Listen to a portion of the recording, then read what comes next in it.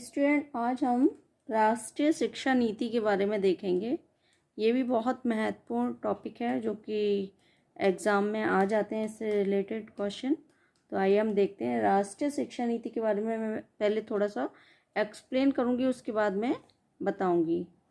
तो राष्ट्रीय शिक्षा नीति क्या हुआ था, जब स्वतंत्रता के बाद 15 अगस्त 1947 को भारतीय शिक्षा ने करवट बदली एक तरह से।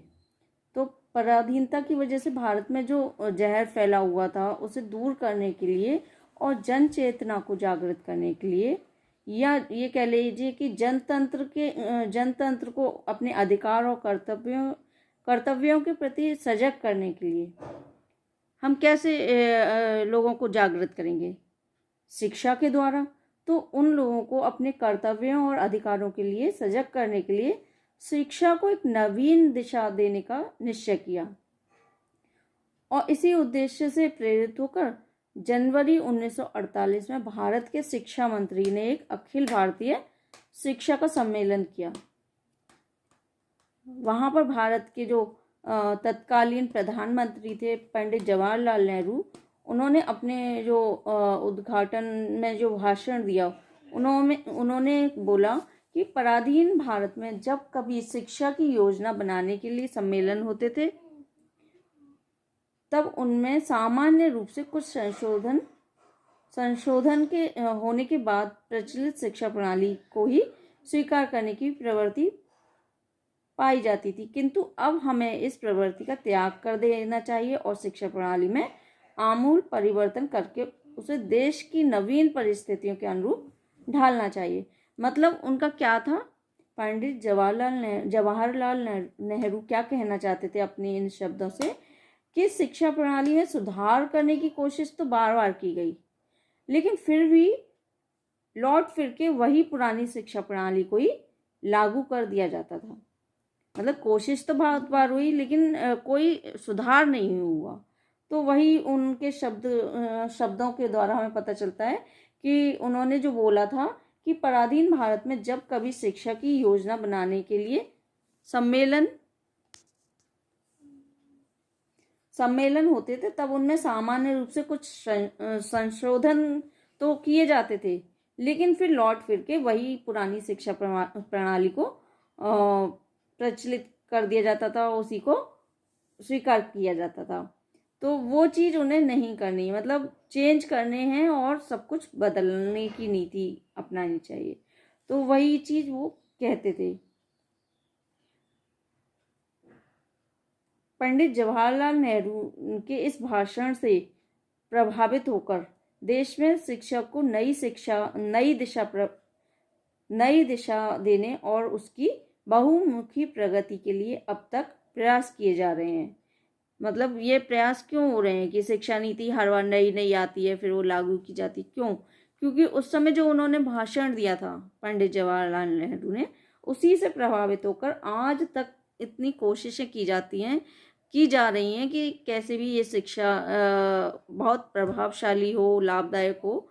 तो वो प्रयास किए जा रहे हैं। समय समय पर शिक्षा नीति आई है, उन्हें लागू किया गया है। जैसे कि राष्ट्रीय शिक्षा नीति 1968 में, राष्ट्रीय शिक्षा नीति 1979 में, फिर 1986 में, फिर 2020, 21, 22 अब जो आई है वो जुलाई से लागू होगी, न्यू सेशन से लागू होगी वो शिक्षा नीति। तो वही चीज़ है, और उसमें बीच बीच में सुधार किए जाते हैं। जैसे कि आपने देखा होगा अभी हाल फिलहाल में जो 2021 की जो शिक्षा नीति थी, उसमें क्या था, बच्चों को जो 6th स्टैंडर्ड के बच्चे थे उनको कोडिंग की शिक्षा दी जानी अनिवार्य कर दी थी कि कोडिंग सिखाया जाना चाहिए। तो ऐसे ही बहुत सी चीज़ें हैं जो कि नई शिक्षा नीति में ये लोग लागू करते हैं और बेहतर बनाने की कोशिश करते हैं शिक्षा प्रणाली को। तो वही चीज़ इसमें दी हुई है। भारतीय संविधान के जो चौथे भाग में नीति निर्देशक तत्वों में क्या कहा गया है कि जो प्राथमिक स्तर के सभी बच्चों को अनिवार्य और निःशुल्क शिक्षा की व्यवस्था की जाए। मतलब इन्होंने जो भारतीय संविधान है उसमें चौथे भाग में ये कहा है कि जो बच्चे हैं प्राथमिक स्तर के, उनकी शिक्षा निःशुल्क कर देनी चाहिए और अनिवार्य कर देनी चाहिए। ऐसा नहीं कि बच्चे नहीं जा रहे हैं पढ़ने, और कुछ हैं जिनके पास पढ़ाने के साधन नहीं है या गरीब हैं, तो उनके लिए वो निःशुल्क कर देनी चाहिए, जिससे सारे बच्चे शिक्षा ग्रहण कर सकें। 1948 में डॉक्टर राधाकृष्णन की अध्यक्षता में विश्वविद्यालय शिक्षा आयोग के गठन के साथ ही भारत में शिक्षा प्रणाली को व्यवस्थित करने का काम शुरू किया गया। कब किया गया था? 1948 में। किसकी अध्यक्षता में? डॉक्टर राधाकृष्णन की अध्यक्षता में।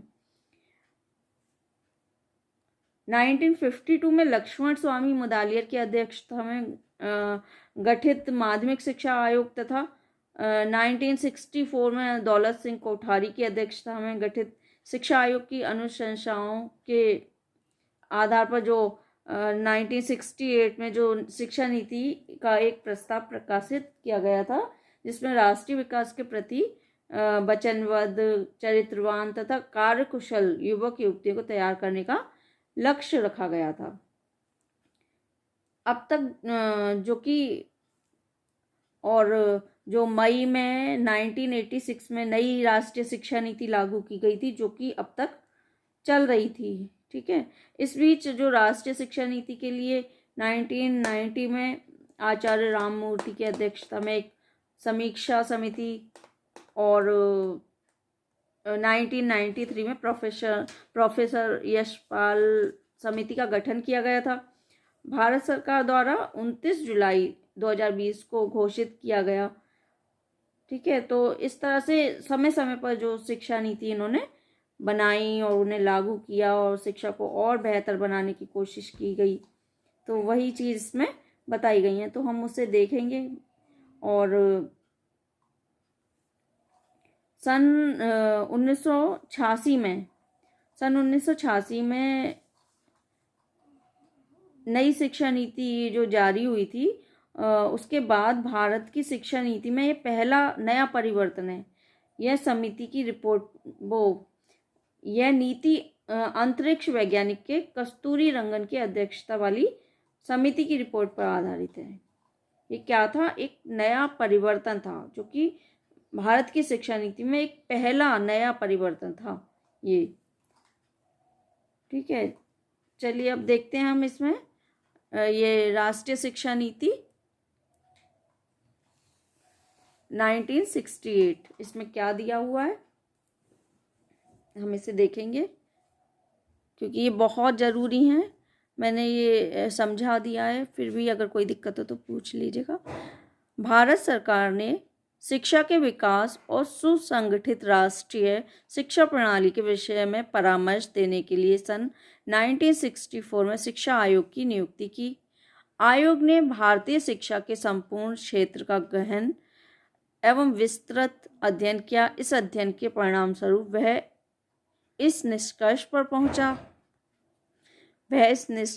पहुंचा कि भारतीयों की कार्यकुशलताओं एवं आकांक्षाओं, धारणाओं एवं मान्यताओं में क्रांतिकारी परिवर्तन करके इस देश के रूढ़िवादी, मध्यकालीन एवं अप्रगतिशील समाज को रूपांतरित करके आर्थिक, औद्योगिक एवं व्यावसायिक उन्नति की शिक्षा में उन्मुख किया जाना संभव है। इस क्रांतिकारी परिवर्तन के लिए शिक्षा से अधिक उत्तम साधन और कोई नहीं है। इस संदर्भ में आयोग ने क्या लिखा है इस बारे में? अन्य साधन सहायता दे सकते हैं और वास्तव में कभी कभी उनका अधिक प्रत्यक्ष प्रभाव हो सकता है, किंतु शिक्षा की राष्ट्रीय प्रणाली ही वह साधन है जो सब व्यक्तियों तक पहुंच सकती है। इनके अनुसार जो शिक्षा कर सकता है वो कुछ नहीं कर सकता, और साधन सहयोग तो दे सकते हैं, लेकिन जो शिक्षा के द्वारा परिवर्तन हो सकते हैं वो और किसी के द्वारा नहीं हो सकते। चलिए आगे देखते हैं। आयोग ने अपने प्रतिवेदन में शिक्षा की राष्ट्रीय शिक्षा प्रणाली के विषय में जो विचार अंकित किए, प्रतिवेदन में बता चुकी हूँ, रिपोर्ट को बोलते हैं। उनको संसद के सदस्यों, विभिन्न दलों के प्रतिनिधियों, राज्यों के शिक्षा मंत्रियों और भारतीय विश्वविद्यालयों के उप कुलपतियों ने कुछ संशोधनों के पश्चात स्वीकार किए। इसी के आधार पर भारत सरकार ने शिक्षा की राष्ट्रीय नीति को सरकारी प्रस्ताव के रूप में 24 जुलाई 1968 ये थोड़ा सा बोलने में थोड़ा वो होता है, 68 बोलते से 68 को जारी किया। स्वतंत्र भारत की इस प्रथम राष्ट्रीय शिक्षा नीति में 17 कार्यक्रमों को सम्मिलित किया गया। जो स्वतंत्र भारत की ये पहली जो राष्ट्रीय शिक्षा नीति थी उसमें 17, ध्यान रखिएगा, 17 कार्यक्रमों को सम्मिलित किया गया था, शामिल किया गया था। इसके अंतर्गत शिक्षा के सब महत्वपूर्ण पक्षों, सिद्धांतों, स्तरों एवं संरचना को स्थान दिया गया है और शिक्षा के आधारभूत लक्ष्यों और एवं उद्देश्यों को भी निर्धारित किया गया। इनमें निहित 17 कार्यक्रम अधोलिखित हैं। ये 17 कार्यक्रम जिनका यहाँ पे विवरण हो रहा है वो ये हैं, आप लोग देख लीजिए इसे।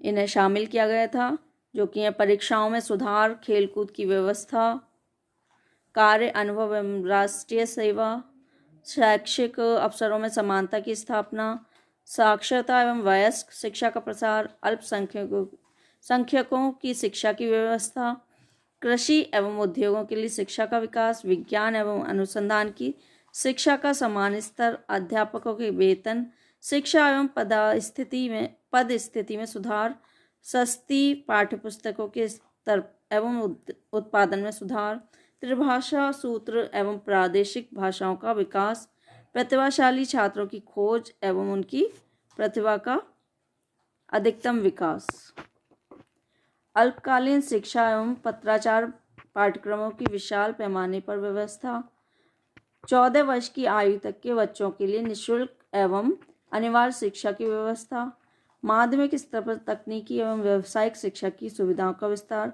उच्च शिक्षा के केंद्रों की सुविधाओं में विस्तार और स्नातकोत्तर स्तर पर अनुसंधान पाठ्यक्रमों में सुधार, शिक्षा की संरचना 10 वर्ष की सामान्य शिक्षा, 2 वर्ष की उच्चतर माध्यमिक शिक्षा एवं 3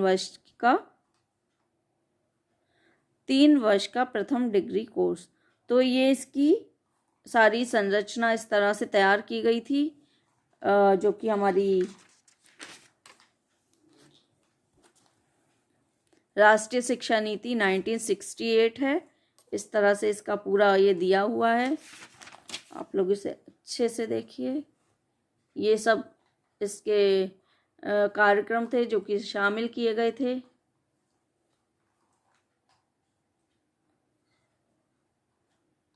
कोई दिक्कत हो तो पूछ लीजिएगा।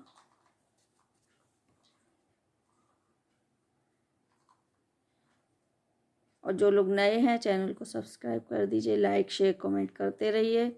इस बार मेरी ये थोड़े गैप ज़्यादा हो गया, कोई दिक्कत नहीं है, मैं थोड़ी सी बिज़ी थी और थोड़ी मेरी तबीयत भी सही नहीं थी, तो मैं इसीलिए ये वीडियो अपलोड नहीं कर पाई। कोई दिक्कत नहीं है, अब डेली वीडियो आएगी, आप लोग परेशान ना हो।